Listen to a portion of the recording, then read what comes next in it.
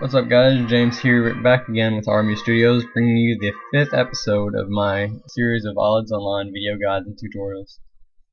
And in this episode, I'm going to be going over one of the most critical aspects of OLEDs, the factions. We've got the League and the Empire, pretty simple. The League is more of the fantasy side. You know, they got their starting zones are more wooded areas, they're more archaic, I guess you would say. And this is comprised of the Gibberlings, the Elves, and the Canians. And the League, yeah, pretty much the League is more wooded. I'll show you more of that in a minute. But before, you got the Empire is more sci-fi. You know, a lot more urban sprawl industry. And they're made up of the Arisen, the Orcs, and the Zetaganians. So, now let's get into some of the different things. Basically, the lore behind it. I'll get into that in a minute. That's really important. But basically, all you need to know as of this point in the video, the League are at war with the Empire, and it's pretty much a stalemate, I guess, right now. And yeah, you can see here, this is Yasker's Tower for the Empire. Really nice architecture. And then you come outside to the first zone the Imperials go to, which is Nezhgrad.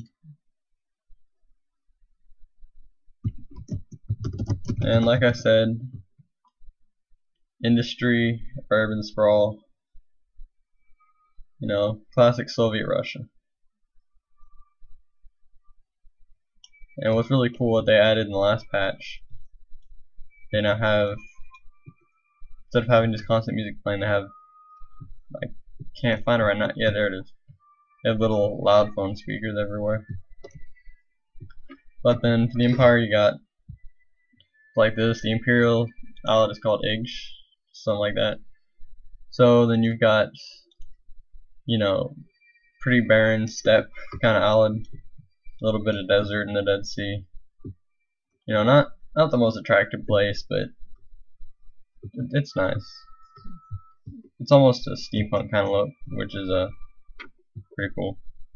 Not quite there yet, but. And then you've got, yeah, let me see here.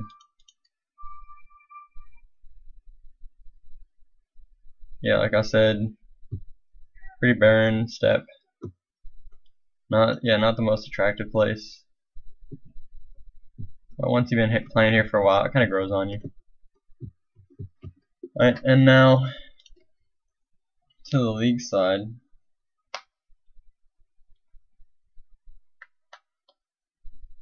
The League side is going to be more, I guess, more nature.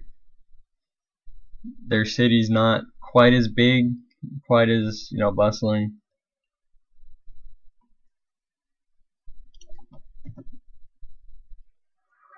These loading screens take forever.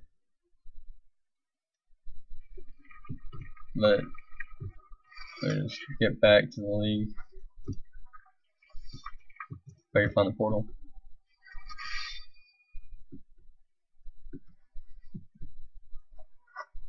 Yeah, the League and the Empire, when you look at it, they're actually not that different. But it's, you know, it's pretty cool to see all the different art styles and the music styles. Like I said in the introduction, music styles, you can really tell the difference between the factions just from that.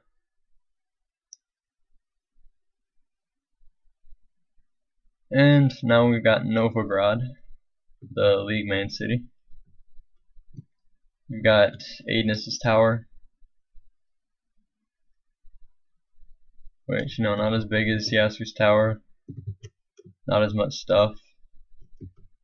But then you've got Novograd, you know, like a castle, like I said, fantasy.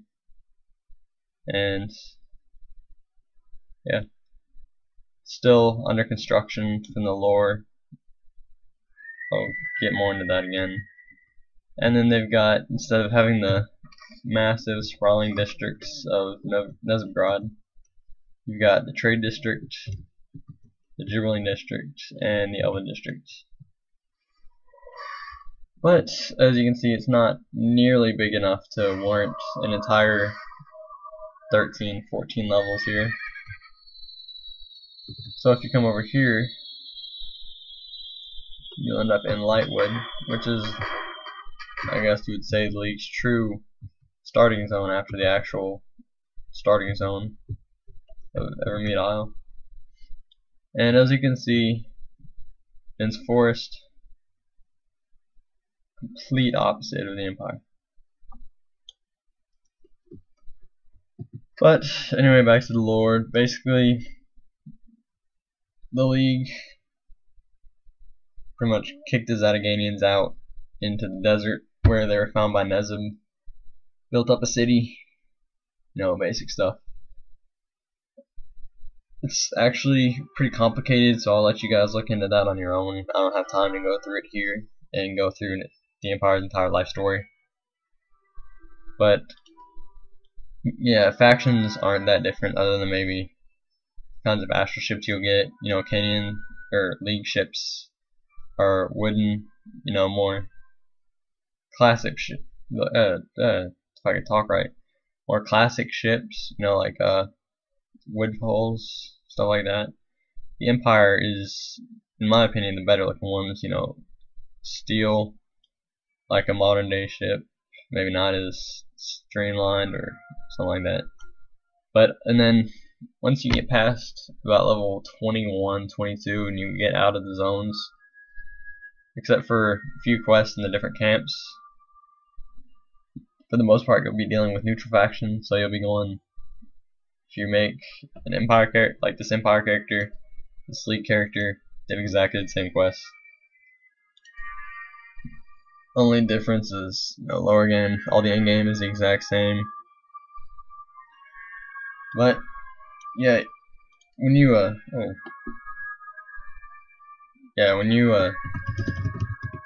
get into what's it called?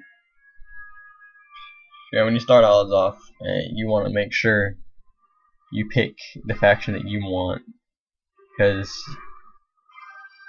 I won't say you're stuck there. They have the faction change option, but it's it's gonna have a big impact on you. Like, I chose the Empire because a friend chose the Empire, and I ended up loving it. If he'd been playing the League, I might have played the League and loved it. You never know.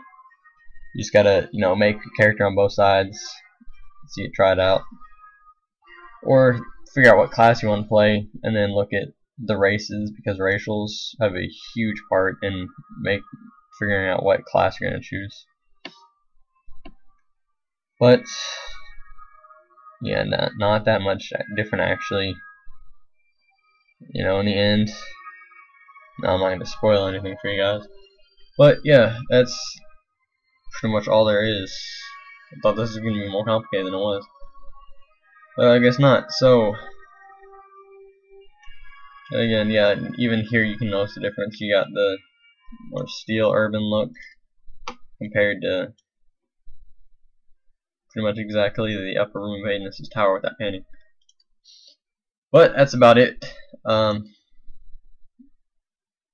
that's really all I can think of. If there's something I missed, I'll go through, make a video response to this some, but I think I got everything. So keep an eye out for my next video, and don't forget to like and subscribe, and share it if you want. If you enjoy this, point your friends here, point new members here. If you got a guild that's new, point them here, whatever. But until next time, well, I almost said Death the Asker, that would have been awkward. Long live Yasker, Death the Gibberlings, and Orcs the Sexy. I'll see you guys.